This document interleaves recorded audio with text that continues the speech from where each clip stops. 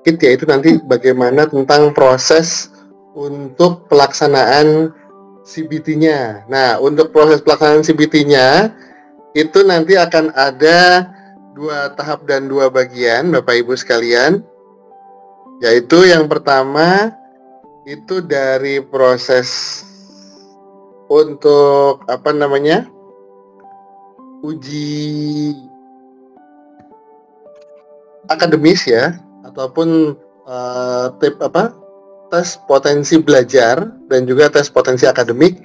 Nanti seperti biasa Bapak Ibu, di dalam proses itu kami nanti akan mengikuti apa yang memang diamanahkan dari tim dari UIN Bandung. Mohon izin sebentar Bapak Ibu sekalian.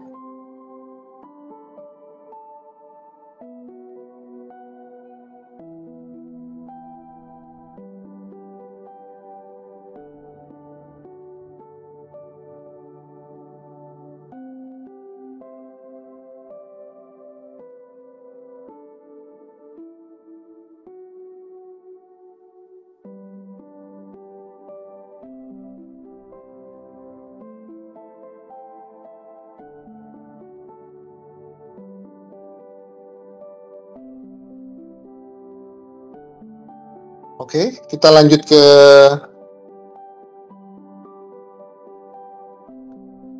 berikutnya, slide berikutnya.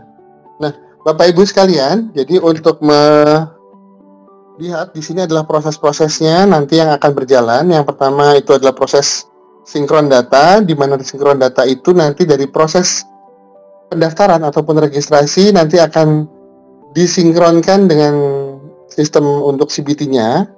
Kemudian lanjut akan dilanjutkan dengan bank-bank soal.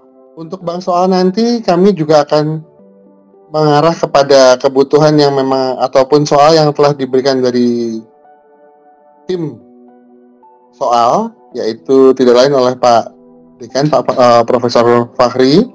Nanti bagaimana isinya, kontennya, dan sebagainya nanti dapat langsung diintegrasikan ke dalam aplikasi tersebut. Nah, begitu pula dengan peserta ujian, itu nanti secara langsung dapat diperoleh datanya dari aplikasi registrasi yang sudah dibangun. Nah, kemudian akan dibuat juga penjadwalan untuk pelaksanaan. Nah, setelah itu untuk hasil ujian nanti juga akan diberikan pada saat berdasarkan informasi terakhir, yaitu pada saat setelah hasil tersebut dikeluarkan oleh tim panitia dari SNPDB MAN-IC ini. Ya, lanjut. Nah, lanjut lagi. Nah, Bapak Ibu sekalian, nanti untuk prosesnya ini ada memang di dalam aplikasi, yaitu pertama ada analisis putih soal, kemudian ada ledger nilai yang tentu saja dapat diberikan ataupun yang dapat nanti diinformasikan baik ke tim panitia. Kemudian nanti untuk restore data juga ada, dan juga untuk backup juga dapat dilaksanakan. Lanjut lagi ke slide selanjutnya.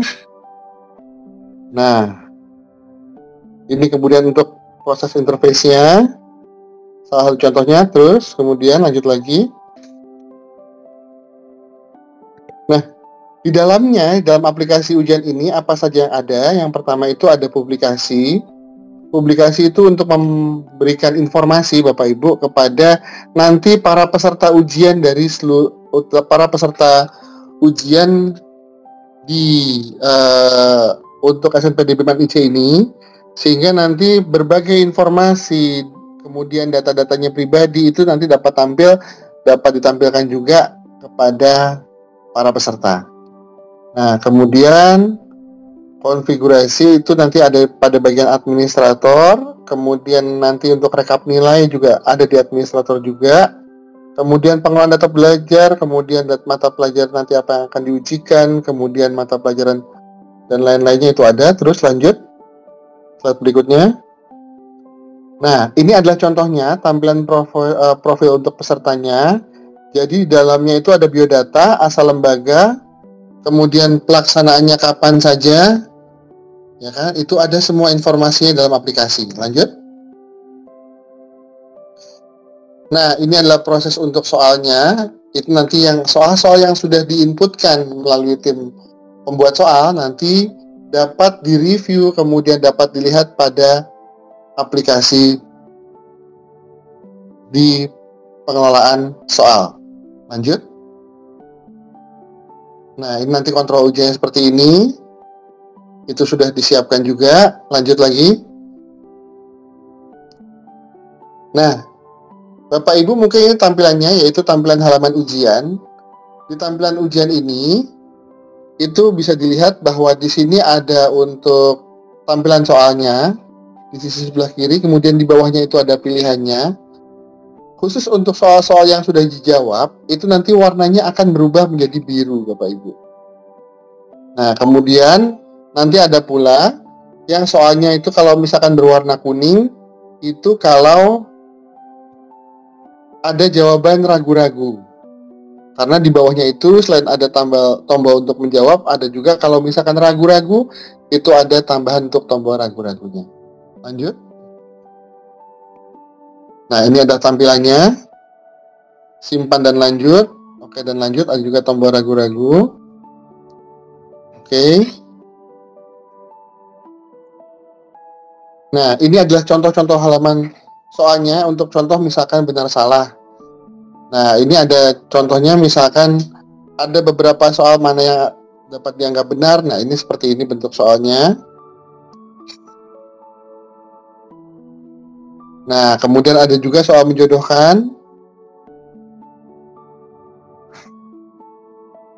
Nah, kemudian setelah itu semua halaman soal, kemudian ada lagi untuk tampilan hasil ujian berdasarkan analisis butir soal. Jadi semua proses hasil dari jawabannya dapat rekam, kemudian analisis butir soalnya juga dapat nanti ada proses analisisnya, kemudian ledger nilai juga ada, dan ekspor maupun proses ulangnya juga ada semua.